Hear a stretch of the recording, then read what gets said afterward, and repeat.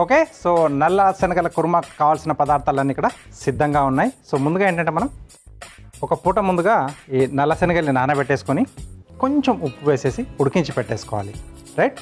So ఇది చేసేసుకుంటే మనకు మిగతా ప్రాసెస్ అనేది ఫాస్ట్గా అయిపోతుంది. అలాగే ఇక్కడ ఒక పేస్ట్ రెడీ చేస్తున్నాను.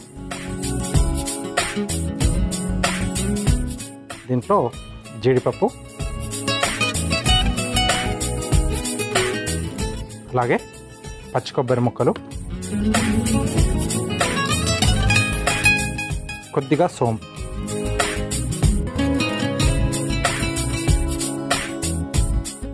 అలాగే వెల్లుల్లి రెబ్బలు,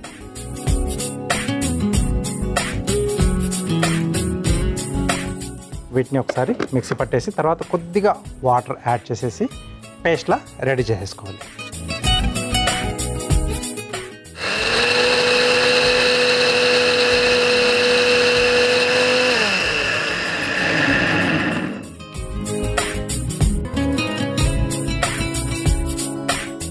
వాటర్ కూడా యాడ్ చేస్తున్నాను.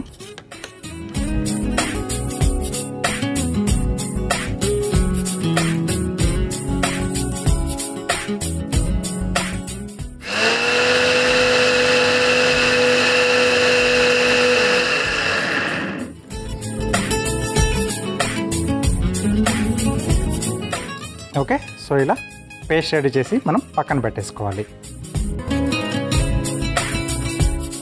నెక్స్ట్ ఇక్కడ స్టవ్ ఆన్ చేసేసుకుందాం.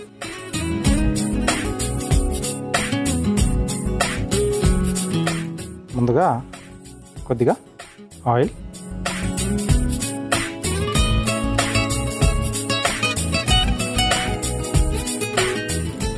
దీంట్లో కొద్దిగా జీలకర్ర,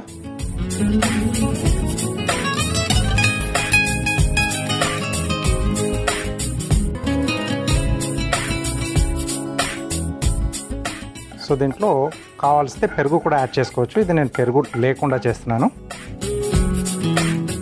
మసాలాలు కూడా మరీ హెవీగా కాకుండా జస్ట్ కొబ్బరి అలాగే కొంచెం మనం జీడిపప్పు యాడ్ చేసుకున్నాం దీంట్లో. నెక్స్ట్ దీంట్లో మసాలా దినుసులు యాడ్ చేస్తున్నాను. దాల్చిన చెక్క, అలాగే యాలకులు,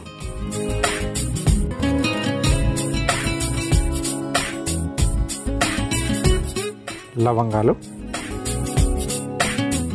కొద్దిగా మిరియాలు,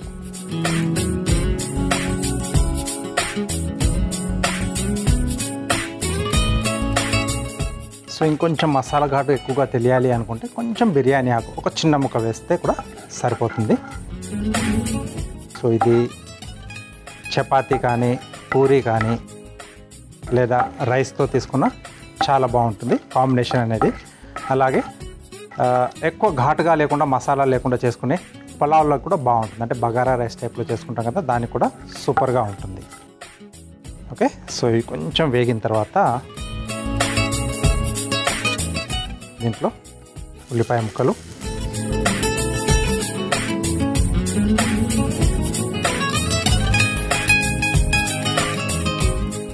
సో జనరల్గా కొన్ని రకాల డిష్లోకి మనకి కేరళ ఒకటి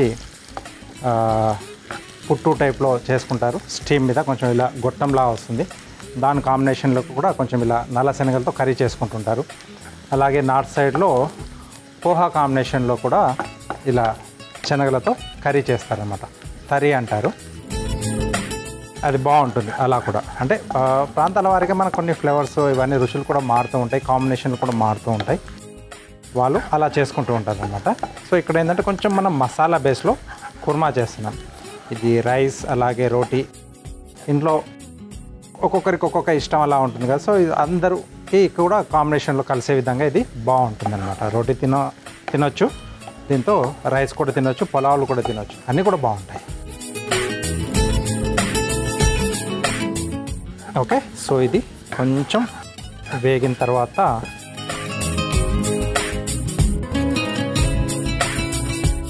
కొద్దిగా అల్లం వెల్లుల్లి పేస్ట్.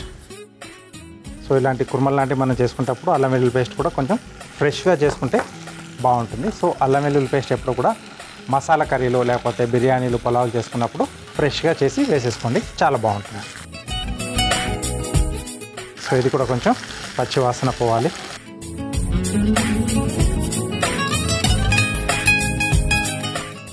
ఓకే, సో అల్లం వెల్లుల్లి కూడా మనకి పచ్చి వాసన వెళ్ళిపోయింది. ఫ్రెష్గా చేసుకుంటే ఏంటంటే మనకు ఆ ఘాటు, ఆ స్మెల్ అనేది బాగా తెలుస్తూ ఉంటుంది. నెక్స్ట్ కొద్దిగా పసుపు. ఓకే, సో కొంచెం పసుపు యాడ్ చేస్తున్నాను. అలాగే మన స్పైసీకి తగ్గట్టుగా కారం.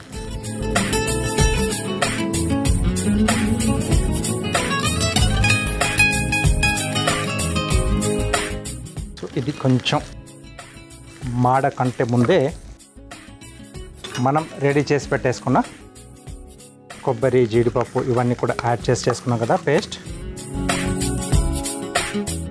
ఆ సోంపు అనేది కొద్దిగా ఆ నార్త్ ఫ్లేవర్స్ టైప్లో ఉంటుంది మనకు. వాళ్ళు చాలా మటుకు చేసుకున్న డిష్లలో కొంచెం స్నాక్లోనే కాకుండా కొన్ని రకాల డిష్లలో కూడా సోంపు వేస్తూ ఉంటారు. అందుకే కొంచెం తినగలిగితే వేసుకోండి, లేకపోతే అది కూడా అవాయిడ్ చేయొచ్చు.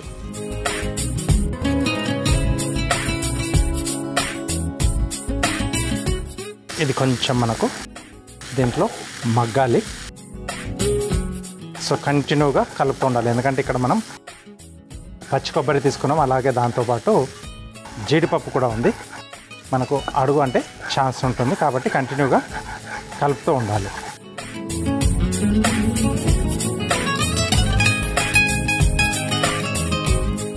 ఆయిల్ రిలీజ్ చేస్తే మనకు సరిపోతుంది. సో మసాలా ఘాటు బాగా తెలుస్తుంది. లైట్గా మనకు సోంపు మనం కొంచెం వేసుకున్నా దాని ఆ స్మెల్ చాలా బాగా తెలుస్తుంది అన్నమాట. సో ఇక్కడ బయటకు వస్తుంది అది వేగుతూ ఉన్నప్పుడు, మసాలా వేగుతూ ఉన్నప్పుడు.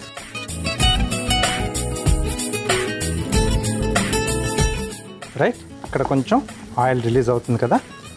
ఈ స్టేజ్లో టమాటో ముక్కలు, లేదా కొంచెం మన గ్రేవీ ఎక్కువ కావాలి అనుకుంటే టమాటో పేస్ట్ రూపంలో కూడా దీంట్లో మనం యాడ్ చేసుకోవచ్చు.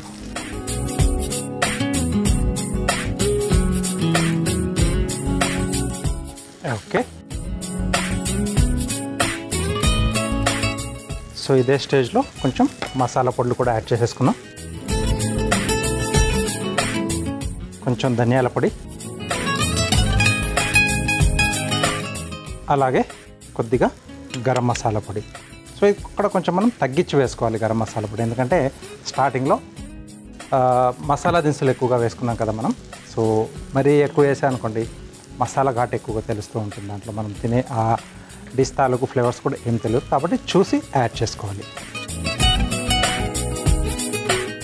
ఓకే, సో ఇక్కడ సరిపడా వాటర్ యాడ్ చేసేసుకోవాలి.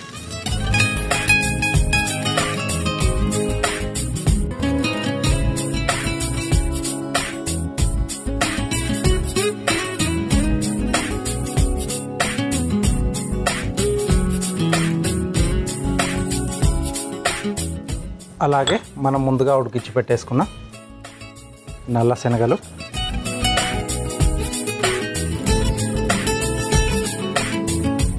ఇక్కడ పచ్చిమిరపకాయలు కొంచెం ఎండింగ్లో యాడ్ చేస్తున్నాను. సో దాని ఘాట్ అనేది తెలుస్తుంది, కొద్దిగా స్పైసీనెస్ అనేది మసాలా కర్రీలో అలా ఉంటే బాగుంటుంది. నెక్స్ట్ ఇక్కడ దీంట్లో కొంచెం కొత్తిమీర. ఓకే, సో ఆల్మోస్ట్ డిష్ మనకు ఎండింగ్ వచ్చేసింది.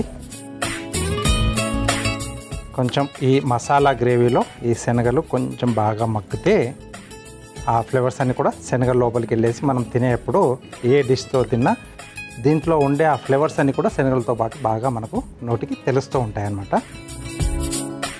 ఇప్పుడు ఇక్కడ మనం దీన్ని మూత పెట్టేసి ఒక 4 నుంచి 5 నిమిషాల పాటు మగ్గిచ్చేస్తే మనకు శనగల కుర్మా మనకు రెడీ అయిపోతుంది. ఓకే, సో ఇక్కడ మన శనగల కుర్మా గుమగుమలాడుతూ రెడీ అయిపోయింది. సో ఆయిల్ కూడా పైన మనకు మొత్తం ఇలా ఫ్లోట్ అయిపోయింది కదా. సో దీని అర్థం మనకు డిష్ రెడీ అయిపోయింది. ఓకే, సో ఇక్కడ స్టవ్ ఆపేసేసి డిష్లోకి తీసేసుకుందాం.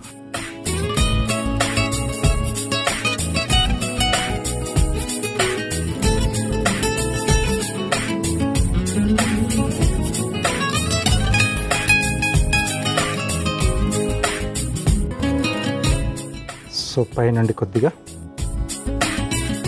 కొత్తిమీర,